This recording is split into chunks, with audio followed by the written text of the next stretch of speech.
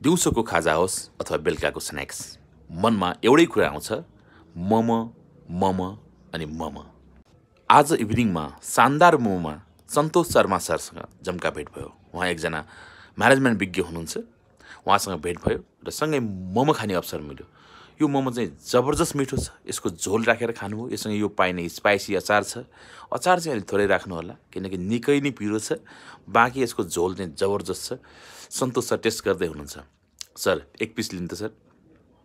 Wow, गजब गजब गजब गजब छ। थ्याङ्क